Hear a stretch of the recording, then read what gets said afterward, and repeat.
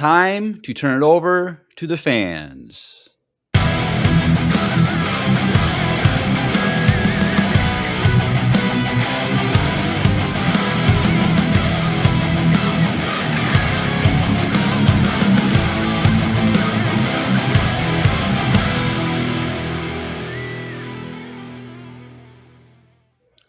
Everyone, welcome back to the first ever fantastic episode of Empire Radio. I'm Jeremiah. I'm YARETZI. And we are back with another The Mandalorian and Grogu movie review. But this time around, we are going to be interviewing a few of our fans that listen to the podcast so they can give their reviews rather than just doing like a voicemail or 2 or 3 or 4. Sometimes, YARETZI sends in a lot, but that's fine. That's why we love her so much. And so this is going to be a quick one. As you can see, probably just like looking at because this is on YouTube, you see how long it is. We're not doing like a full 2-hour breakdown. We're just doing a quick one. But we like to be involved with our community and get their feedback. And we want to do this to get to maybe a little bit more traction on YouTube. So you excited? You ready? Yeah. Yeah. Don't be nervous. It's super chill, super chill.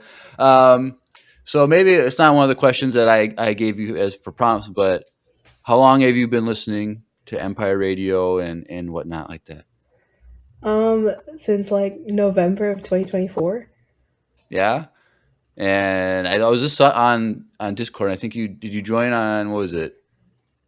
It was Valentine's Day 2025 when you joined our Discord. So I joined on Valentine's Day. yeah, that's what it says. Dang. So that's kind of funny. But I guess you loved us so much you had to join us on Valentine's Day, I guess. Yeah, that's definitely what happened. All right. Well, first question we have, what were your expectations going into the movie? I didn't really have a lot. I was just expecting like a normal sci-fi movie because I had watched like the trailers and stuff and like all the stuff that came out on Instagram from Star Wars.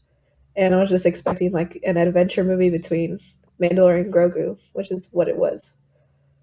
Did you have like high expectations? Do you think this was going to be really good, or you were like, it's probably not going to be that good, but if it's good, then I'll be happy? Like, I what was would you like, say? it was probably not gonna like connect to anything like bigger, and so it was fine. Okay.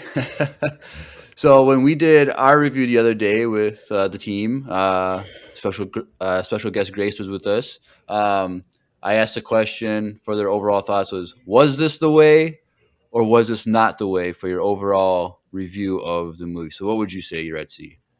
I thought this was the way. I actually Yeah? enjoyed the movie. Yeah.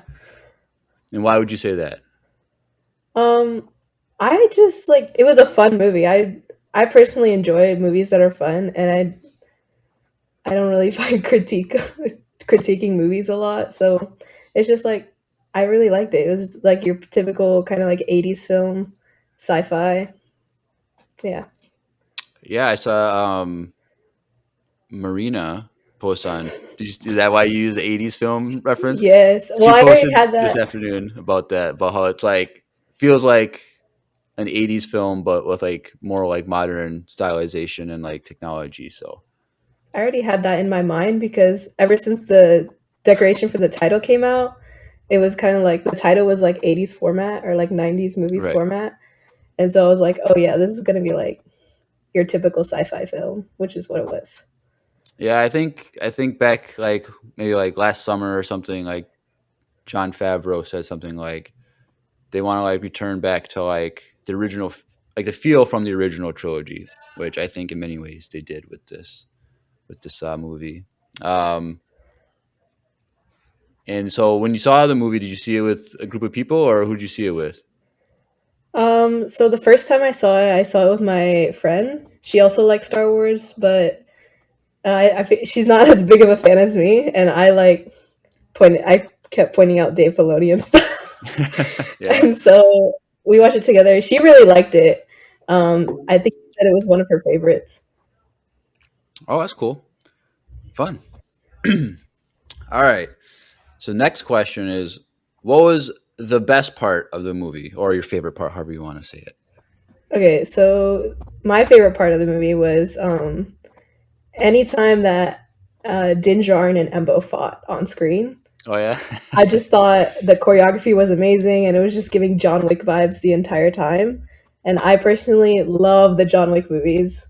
And yeah, Come on, you're that's too young to watch those movies, Retsy. What are you doing with your life? Come on. what am I doing? We're just gonna off record. My mom totally has not showed me those movies since I was Oh, like okay. Off 6 years record, not on the internet for potentially millions of people to see. um, yeah, Embo. Yeah. So I remember like the second time I watched it, like I really paid attention to like their fight at the end, and I was like, I couldn't believe it how like good the choreo was from what seemingly looked like a live action to a CGI character like fighting. Whereas obviously they probably had someone there. They just had to like CGI him in, but um, Yeah, Ambo yeah. is so cool. He's one of my favorite bounty hunters, and he's just an aura farmer like all the way. And also, he's kind of hot. Okay, okay. Yeah, so hopefully, I think it'd be cool if we see more Embo in the future. Like, it'd be cool if we could get more of him, but I don't know. We'll see. So, what would you say then for the next question? What was the worst part of the movie, or your least favorite part of the movie? This is gonna sound really nitpicky.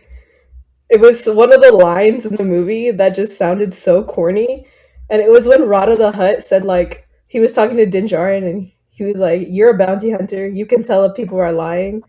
Am I lying or am I telling the truth?" Like, bro, just say, "Am I lying?" What do you mean? It was so corny. I just didn't like it. I hate it. I was Yeah, like, I hated it. it was a weird line, I guess. I don't know. I remember like hearing that too, and it was kind of like I never really thought of like bounty hunters like being that receptive to like who is lying or not. I guess because obviously if they're going after a target, they're all lying. It seems like to try and get their way out or talk their way out. But I don't know. Like he already knows that the situation with Rada is different than like what the twins thought what they said it was because basically like he got kidnapped basically, but this was like he's paying off a debt and he's like fighting off whatever, and so it's like Dan already knew that it was like a weird situation, but he was just trying to like get the job done. But Right. I also thought the huts were pretty disgusting. I just don't like huts in general. I know Drew loves the huts, but I just yeah, they're so mm-mm. yeah, they're kind of it was. But then they showed all those scenes of them like in all the different like rooms as Din Djarin was walking. I'm like, I dang, this wanted to is. throw up. I wanted to that just it was so bad.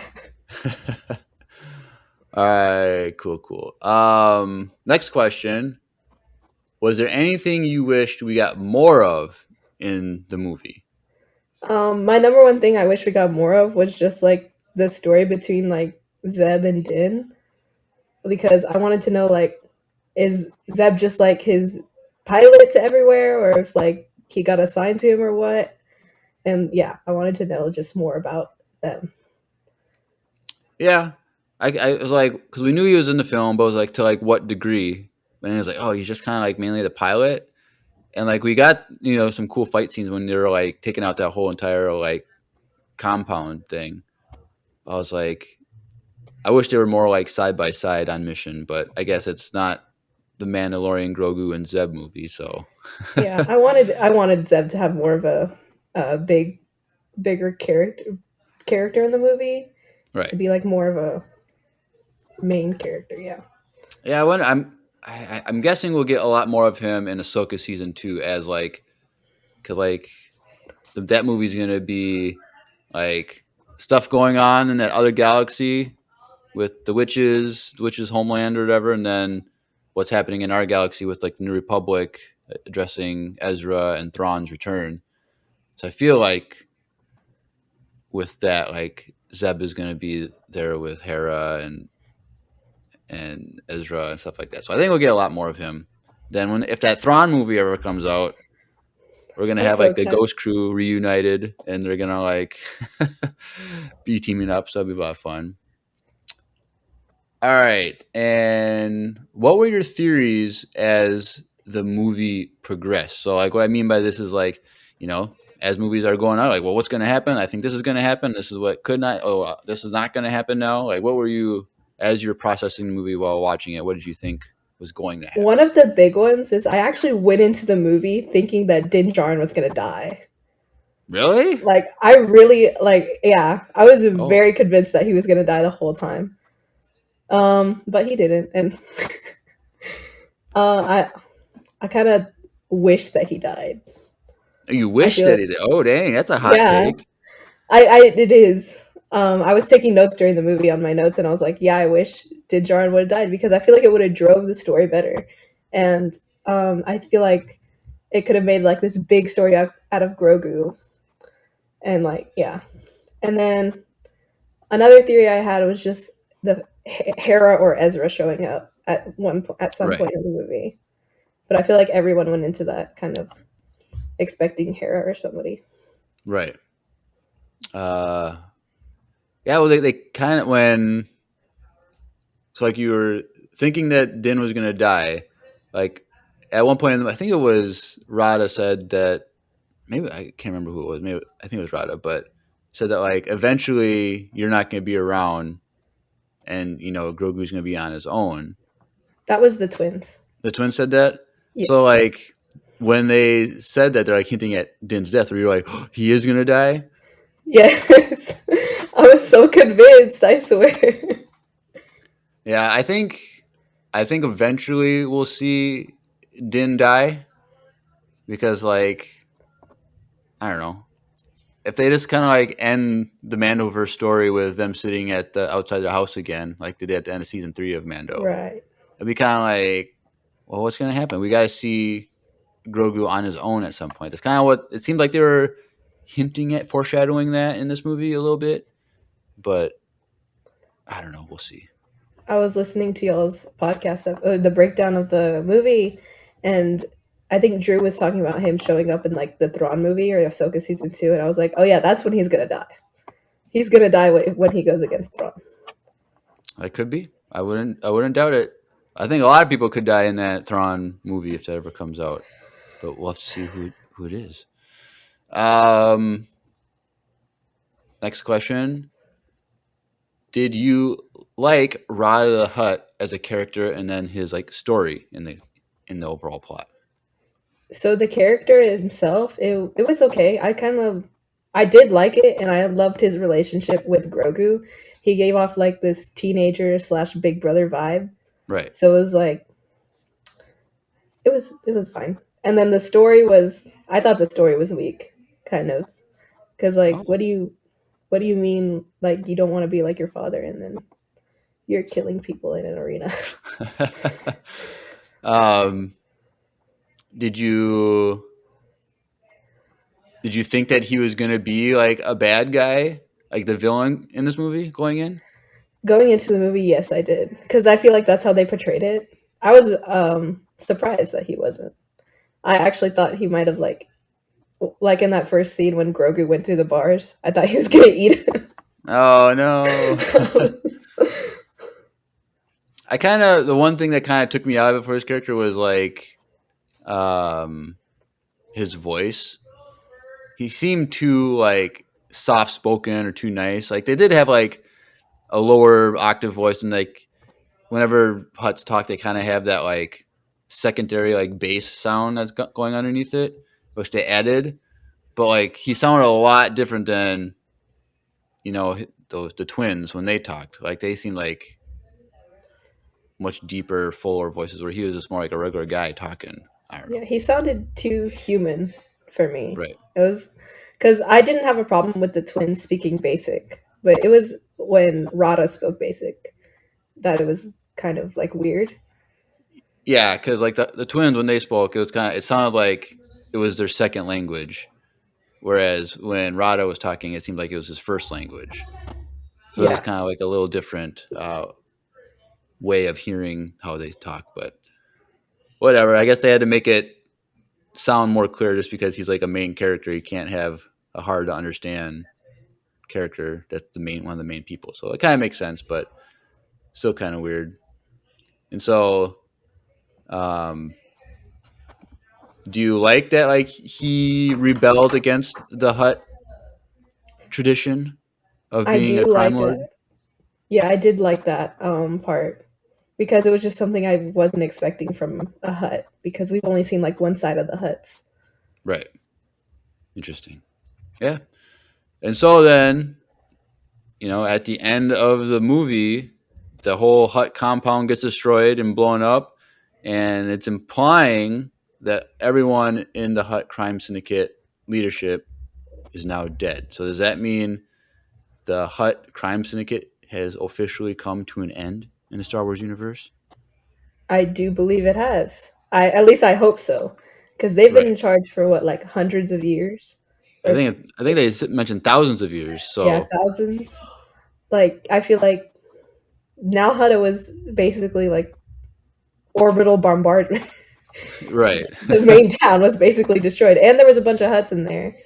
And I don't know who would have been in charge after the twins. So it's like if there are still huts alive that are part of the crime syndicate, they're probably just like hiding. They're probably scrambling. Like right.